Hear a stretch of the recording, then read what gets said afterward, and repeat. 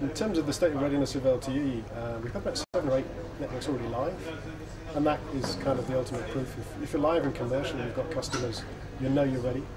We're expecting about 20 by the end of the year, and of course there's lots more to come. Not all operators are the same size and not all deployments are coast to coast, but as you know, for example in the States, the Verizon deployment by the end of the year is going to be pretty significant, and AT&T recently announced the sort of size of their deployment as well. So it's pretty major, it's very exciting to be here. In terms of devices, I think there are about 60 announced. I think you can only buy about 23 different types of device. So all in all, I think we are now where, say, HSPA was about 3 years ago. And given how quickly that took off, I think we're pretty confident. There's a long way to go before we see mass market LTE and really high numbers of subscribers, but it's really encouraging to see it taking off so quickly.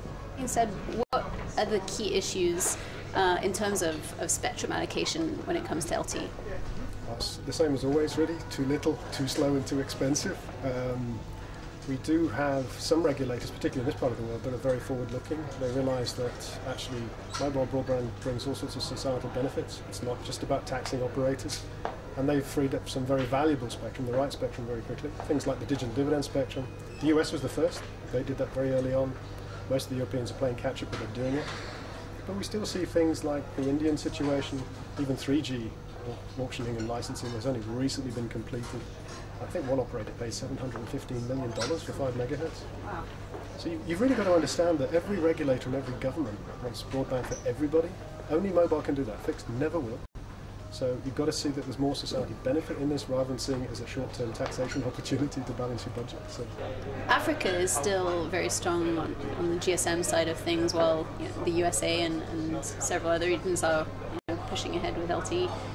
Does this create any sort of a problem when there's two really strong sort of separate markets? Well, actually, we've got operators literally all over the planet, and we've got board members from all of the major continents. It isn't really a two-world story, it's not even a three-world story. There are lots of different types of markets, and some of the so-called developing markets are actually far more advanced than the so-called developed markets. If you look at things like mobile money in South Africa, it's amazing. But there's still a very strong growth in GSM. If you look at the net new adds still in places like China, India, Africa, Latin America, there's a huge number of subscribers still being turned on. It's really just a question of successive waves. They hit different parts of the world in different times. 2G is going to be around for an awful long time. 3G is going to be around for at least another 10 years.